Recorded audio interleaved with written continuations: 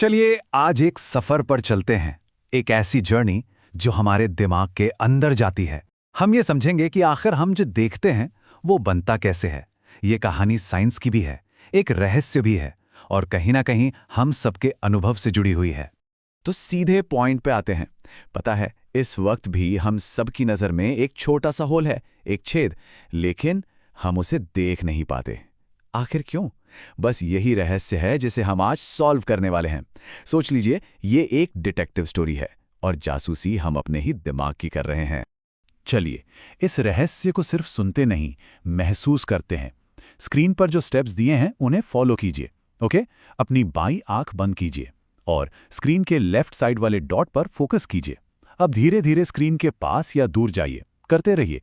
एक पॉइंट आएगा जब राइट साइड वाला प्लस का निशान गायब हो जाएगा। हाँ, यही है वो ब्लाइंड स्पॉट, वो अनदेखा छेद जिसे दिमाग हमसे छिपा रहा है।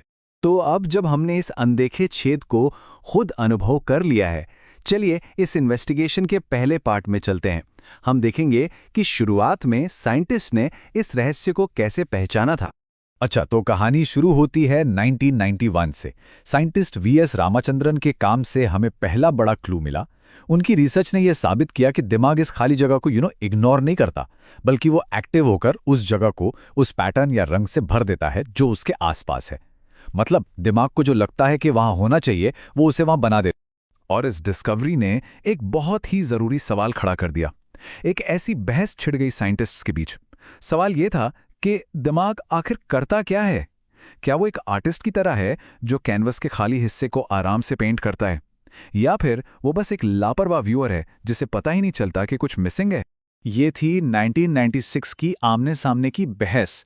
एक तरफ थी एक्टिव फिलिंग इन थियरी, जिसका मतलब था कि दिमाग खुद से इंफॉर्मेशन बनाकर तस्वीर को पूरा करता है, और दूसरी तरफ थी सिंपल इग्नोरिंग थियरी, यानी दिमाग को तो पता ही नहीं है कि वहां कोई गैप है। यही कॉन्फ्लिक्ट अगले 10 साल की रिसर्च का बेस बना। साल 2000 तक सबूत मिलने लगे और case active filling in theory के पक्ष में जाता दिखा।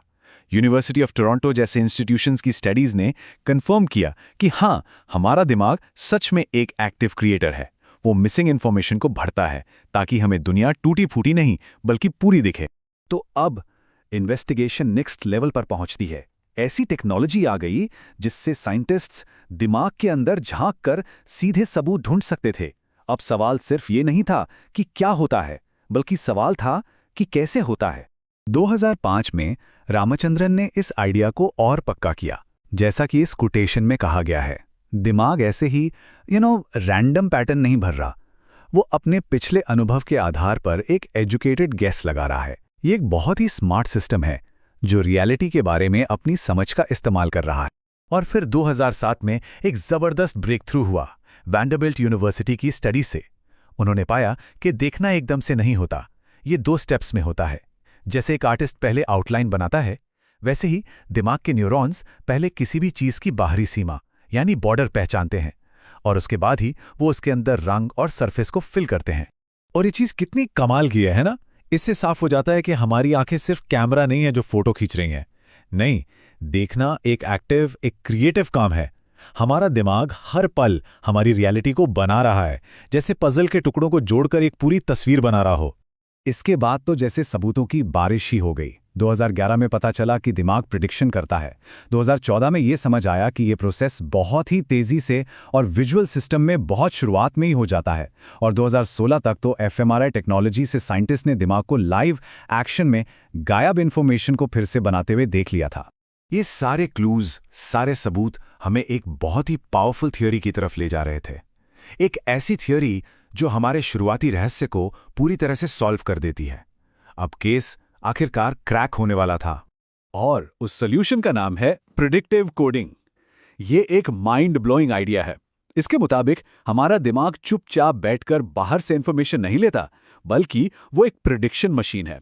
वो लगातार गेस कर रहा है कि अगले ही पल क्या दिखेगा, क्या सुनाई देगा, और इसी प्रिडिक्शन का इस्तेमाल वो उन खाली जगहों को भरने के लिए करता है। तो इससे हमारा ब्लाइंड स्पॉट वाला रहस्य कैसे सुलझता है? सोच के देखिए। बहुत सिंपल और एलिगेंट तरीके से दिमाग आसपास के पैटर्न को देखकर प्रिडिक्ट करता है कि उस खाली जगह में क्या होना चाहिए। वो एक बेस्ट गेस बनाता है और हम उसी गेस को देखते हैं, ना कि उस असली खाली जगह को। यानी जो हम देख रहे हैं वो असल में सेंसरी इनपुट और दिमाग के गेस का एक मिक्स है। और हाल के सालों में यानी 2018 से 2022 के दौरान ये प्रिडिक्टिव कोडिंग वाला फ्रेमवर्क कॉग्निटिव साइंटिस्ट के बीच आम हो गया है। अब यही परसेप्शन को समझने का सबसे बेहतर तरीका माना जाता है। तो चलिए अब इस कहानी के सबसे गहरे, सबसे माइंड बेंडिंग कंक्लूजन पर चलते हैं। अगर हमारा दिमाग एक प्रिडिक्शन मशीन है तो इसका हमारी रियलिटी के अनुभव पर क्या मतलब निकलता है? तो जो सबसे जरूरी बात है वो ये है कि हम जो देखते हैं वो सिर्फ आंखों से मिला हुआ रॉ विजुअल डेटा नहीं है। जैसा कि कॉग्निटिव साइंटिस्ट डैनियल योन अपनी आने वाली किताब में कहते हैं, हमारा परसेप्शन यानी हमारी धारणा आधे से ज्यादा बनाई जाती है। दिमाग रियलिटी का एक कंट्रोल्ड हेलुसिनेशन बनाता है। कंट्रोल्ड हेलुसिनेशन यानी एक ऐसा भ्रम जो कंट्रोल में है। ये दिमाग का डायरेक्ट किया हुआ एक शो है जो बाहरी दुनिया से सिग्नल तो लेता है लेकिन पूरी तरह से उस पर डिपेंड नहीं करता। तो आखिर में बात यह है कि हम जिस रियलिटी को एक्सपीरियंस करते हैं वो हमारे दिमाग पर दुनिया के बारे में लगाया गया सबसे अच्छा गेस है। एक ऐसी स्थिर, बिना रुकावट वाली विजुअल दुनिया बनाना दिमाग की एक कमाल की उपलब्धि है। और वो छोटा सा ब्लाइंड स्पॉट जिसे हम नहीं देख पाते, वो इस पूरी अमेजिंग प्रोसेस का बस एक छोटा सा सबूत है। तो चलिए एक आखिरी सवाल के साथ इस चर्चा को खत्म करते हैं।